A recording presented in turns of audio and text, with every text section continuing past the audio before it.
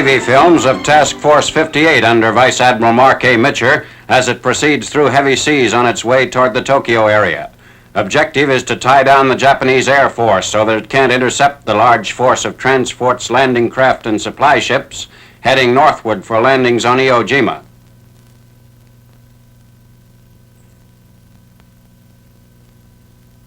Approaching the target. Weather conditions continue adverse. 16th February. Pilots leave the briefing room on their way to the planes. Takeoffs are imperiled by the heavy seas.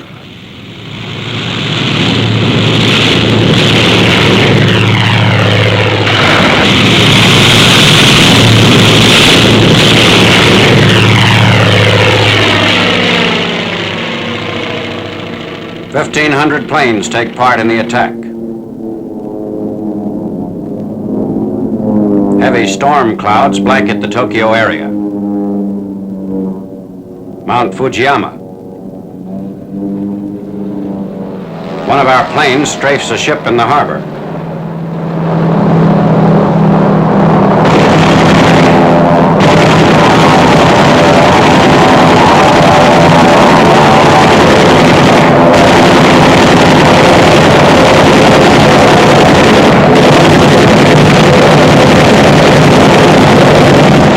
Here comes an enemy interceptor.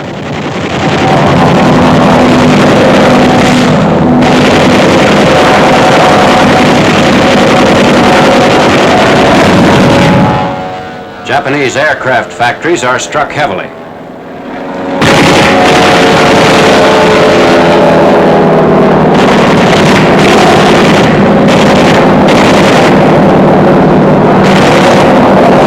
The attack continues for more than 9 hours.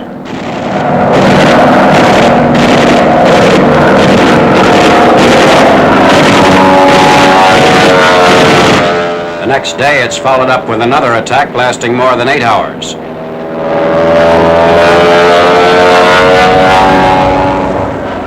Throughout the attacks, the enemy offers only slight resistance. Our losses amount to 9 fighter planes and 4 pilots. 4 of Japan's largest and most important engine and assembly plants received devastating blows during the 2-day strike.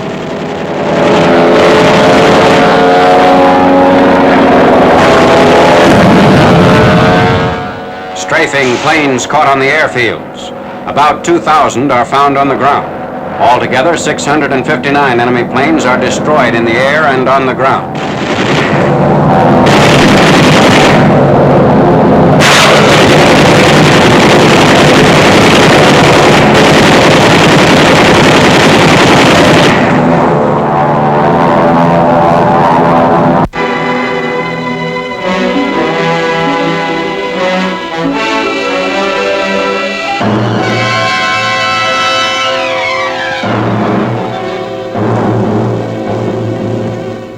While the enemy is being wiped out at the northern end of Iwo, supplies pour into the southern beaches. By 13th March, our casualties total more than 18,000, including almost 4,000 dead. Enemy dead total nearly 20,000. Evacuating wounded men to a hospital ship. Mopping up operations continue to unearth Japanese hiding in the many caves dug in the cliffs and sides of volcanoes.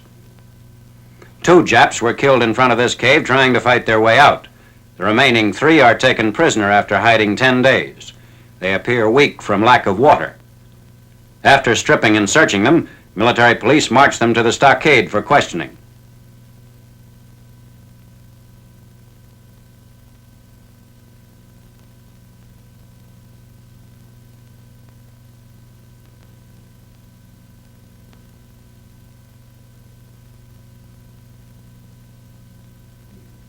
Many of the Japanese gun installations are in caves 30 to 40 feet deep.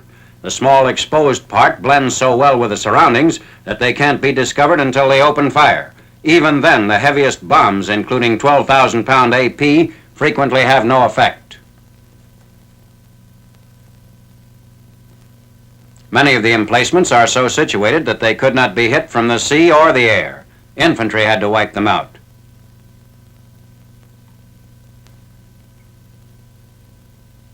A B-29 makes an emergency landing. Returning from a mission, the bomber would have had to land in the ocean if Iwo hadn't been taken.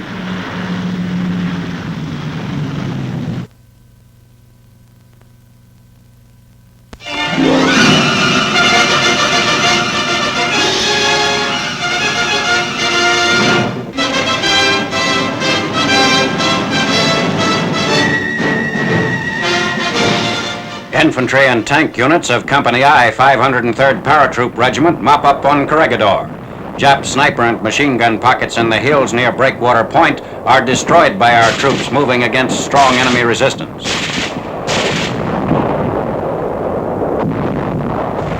Guns from American destroyers pour shells into the area to cover the paratroopers' advance. Machine gun fire reduces Jap positions. Troops of Company F, 503rd Paratroop Regiment, close in on a fortified artillery magazine. An 81mm mortar fires smoke shells on a Jap strong point to identify the target for bombing. Low-flying planes strafe the enemy.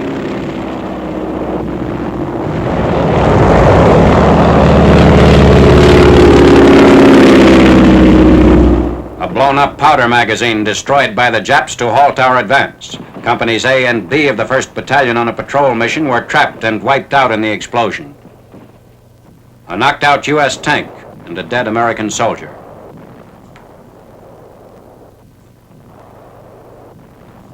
Troops of the 3rd Battalion moving up to replace the 1st Battalion pass American ambulances wrecked in the explosion. Fire Direction Center of a Parachute Field Artillery Battalion controlling gunfire on the eastern part of Corregidor. A heavy artillery barrage prepares the way for the infantry advance.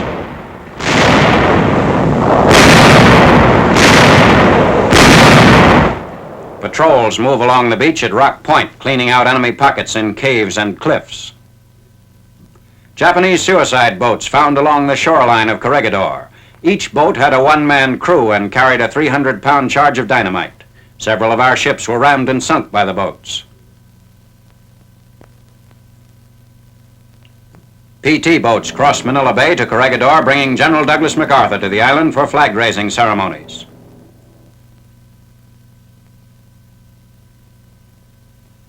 General MacArthur is met at the dock by Colonel George M. Jones, commanding officer of the 503rd Regiment.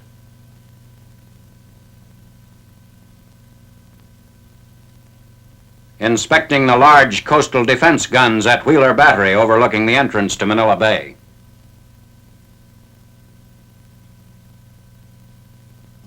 The General enters the west end of Malinta Tunnel.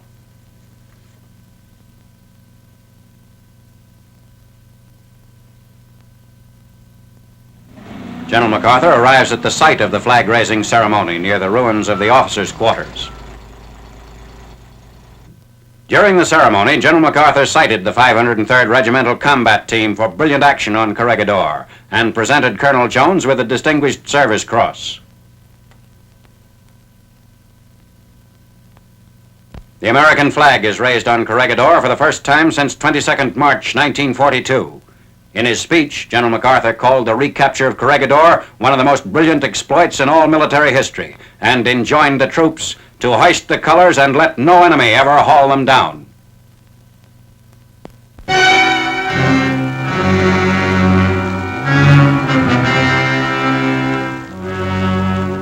Chinese-owned and operated junks carrying supplies on the Yunning River, China. The junks are pulled upstream by teams of coolies. When the junks reach a point in the narrow river canyons where fast-flowing rapids make the job too strenuous for a single team, the boats are temporarily anchored, and the coolie teams combine efforts to pull a single boat at a time through the difficult stretch.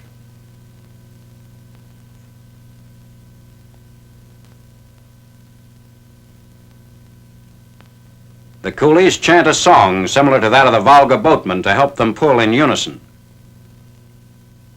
Shortage of normal facilities forces our Army to use every available means of Chinese transportation.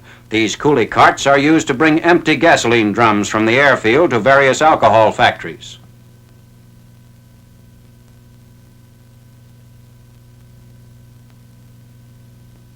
Alcohol is the main fuel for American convoys and has to be transported from the factories about 150 miles to our supply base.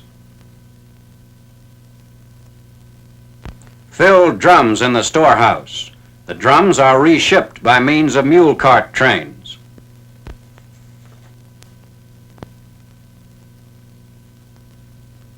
Arriving at the American convoy station near our supply base, a GI and a Chinese contractor check the load. Filling the tank of a convoy truck.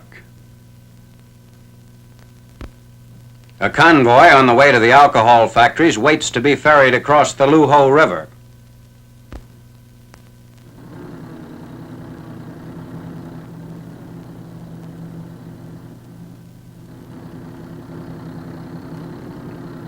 Oars made of unshaped poles reveal the extremely primitive facilities in use.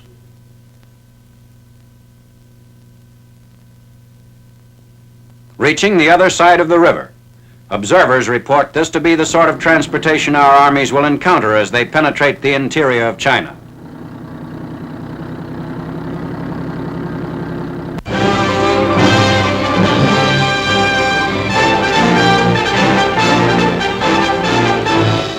Troops bivouacking in the hills bordering the Burma Road show originality in building temporary homes for themselves.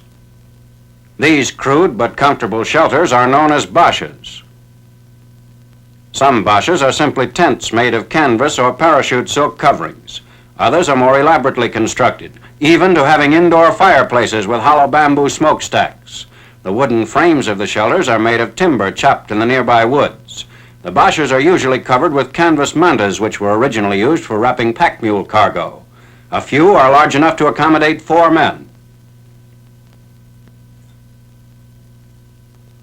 A wash basin stand. Bamboo wood with which the area abounds is used for everything. The shower bath is also constructed of bamboo, which resists rotting from water or dampness. The bamboo makes excellent furniture. This bed, when covered with straw or other mattress material, will furnish comfortable sleeping accommodations. Tables and chairs are made from the resilient wood, which can be easily cut with machete or GI knife. Rope to tie the pieces together is obtained from parachutes. Since the troops are supplied mostly by air, plenty of chutes are available for building purposes. Shelters are constructed with any materials at hand. Roofs are even made of burlap feed bags and corrugated box sides. These bashas show that the soldiers have been able to make even the wild Burma jungle livable.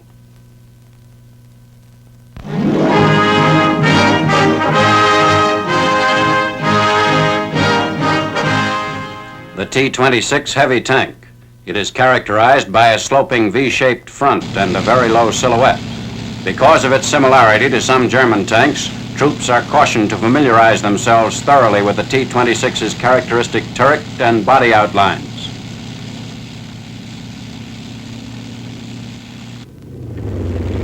It crosses trenches as wide as 8 feet. Climbs any grade up to 60%. The new tank uses an individually sprung torsion bar suspension. A center-guided all-metal track 24 inches wide is used on the T-26. Power is supplied by a V8 liquid-cooled type engine with a gross horsepower of 500 at 2600 RPM. The tank commander's cupola has a torsion spring which makes the door easy to open and close, so that the tank commander can look directly out when his door is closed. The cupola is equipped with 6 vision blocks as well as a revolving periscope.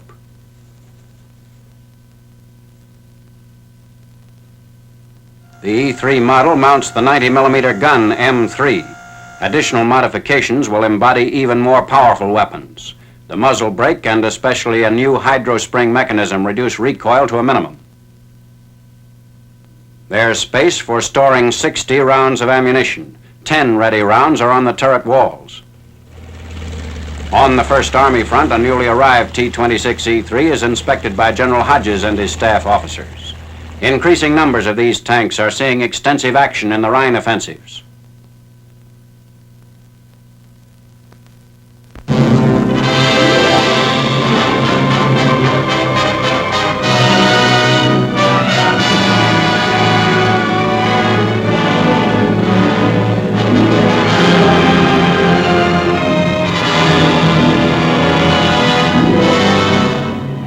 of Trier in the lower Moselle Valley.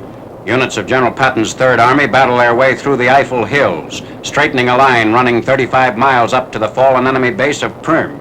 Early in March, the 11th Armored Division, in conjunction with the 4th Infantry Division, pushes forward preparatory to a jump-off from the Luo River above the Moselle to the Rhine.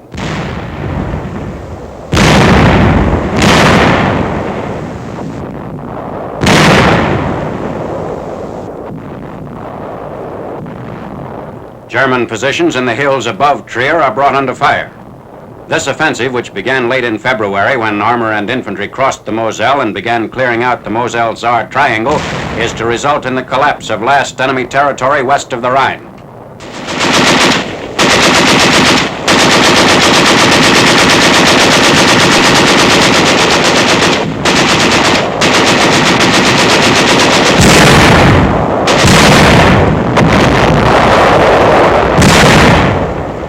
Nazi prisoners seek cover from the fires of German batteries. They were captured at Ost, Germany, northeast of Prüm. This action is well beyond the Siegfried Line, which the Third Army has smashed at all points north of Trier.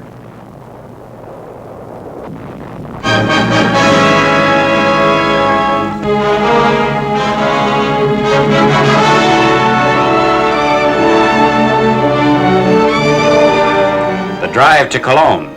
On the approaches to Germany's fourth largest city, the enemy had prepared huge roadblocks to be rolled into position when First Army troops struck from the northern and southern outskirts. On 5th March, men of the 3rd Armored Division eliminate pockets of resistance in the suburban towns of Pulheim and Bokelmund. A total of 15 villages around Cologne are taken in the advance on the city. The few remaining civilians seek the shelter of our lines as street fighting intensifies.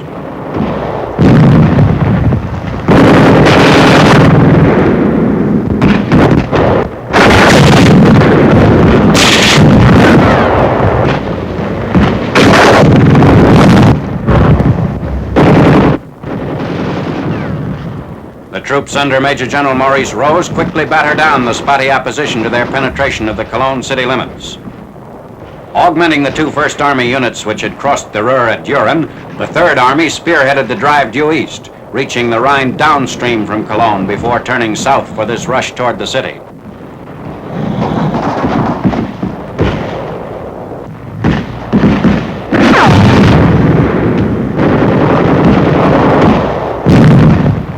The streets of Cologne are not far ahead.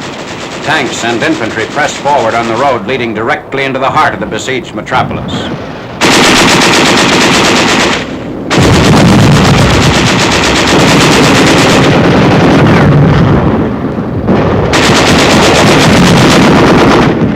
The cathedral spires gradually loom closer as the advancing column continues its uninterrupted approach.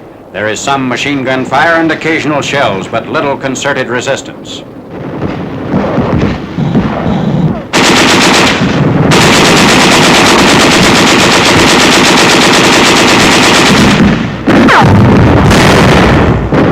At the underpass into the city, the Nazis have set up a barricade consisting of disabled streetcars and heavy iron beams. E and A companies of the 36th Armored Infantry Regiment are first to reach this roadblock, and they rapidly remove its many components.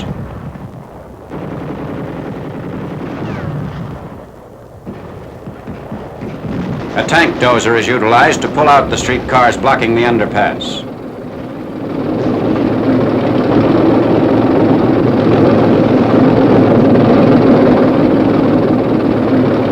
In 45 minutes, the barrier has been removed and armor rolls into the city proper.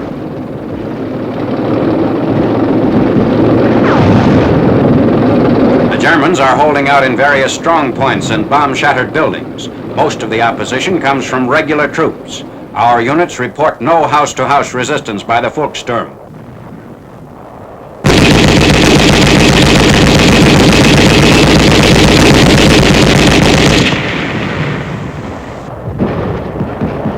The enemy is pursued from street to street. Those attempting to flee in motor cars are repeatedly fired upon.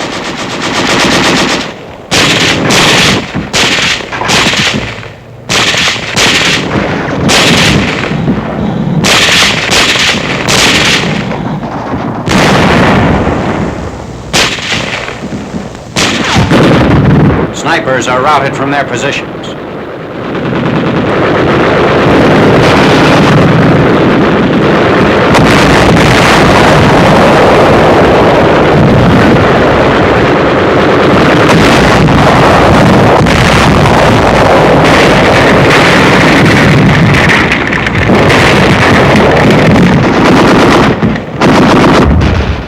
Jerry tank suffers a direct hit, and the crew leaps from the flames. Concussion rocks the handheld camera with its telephoto lens.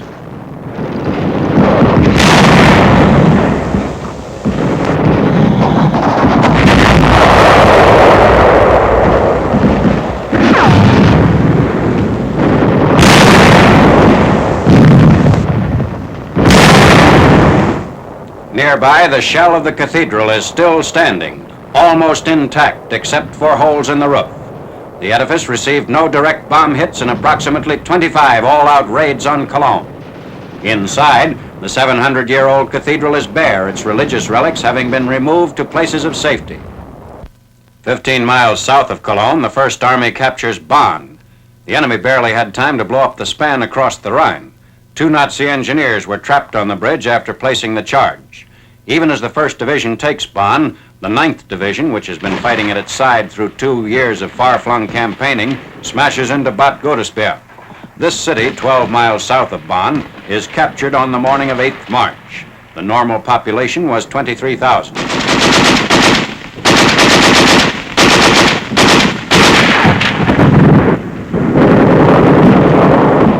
In 1938 at Godesberg, Hitler and Neville Chamberlain met in this building prior to the Munich Conference, at which the dismemberment of Czechoslovakia was formally ratified. Establishing the Remagen bridgehead, vehicles in long line move up to the span named after General Ludendorff. Nazi plans called for demolition of this bridge between Remagen on the west bank and Erpel on the east. But on 7th March, 9th Armored Division patrols removed the charges before serious damage could be done, and we had a bridge intact over the Rhine. Tanks and infantry crossed to capture Erpel and surrounding high ground before pushing on inland. The bridge's railroad tracks have been planked over for vehicular traffic.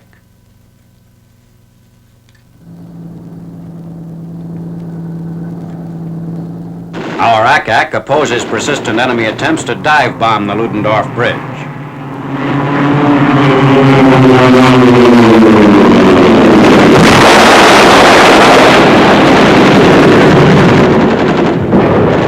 Despite these attacks, the bridgehead rapidly expands. This marks the first breaching of the Rhine River line since Napoleon crossed in 1805.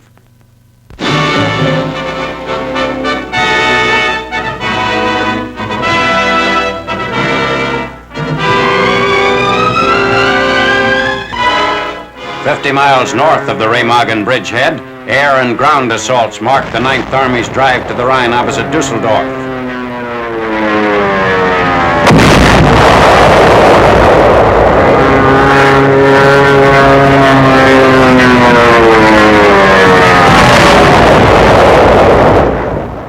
A tank of the 2nd Armored Division opens fire. Lieutenant General Simpson's troops drive closer to the remainder of Field Marshal Montgomery's 21st Army Group, the British 2nd Army and the Canadian 1st. Striking from the Neuss area, where 3 bridges have been blown, the 9th Army gains control of the 13 miles of the Rhine's west bank.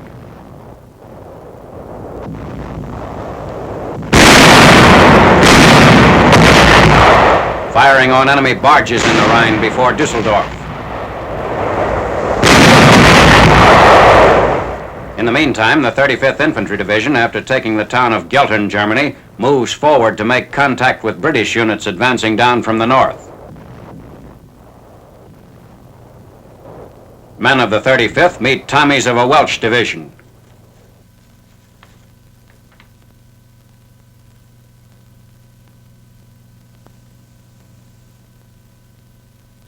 Bicycles are used by elements of the 84th Infantry Division along roads opposite Duisburg. The 2-wheelers are abandoned as they strike out across somewhat rugged Rhineland terrain. A combined Anglo-American drive further north is reducing the enemy's west bank bridgehead opposite Wesel, paving the way for new Rhine crossings north of the Ruhr. Tanks participate in the routing of last enemy forces fleeing to the east bank.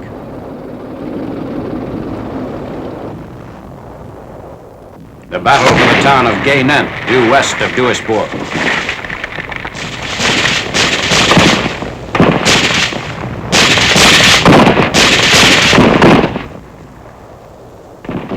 Less than 3 weeks after this action, the 21st Army Group is across the northern Rhine.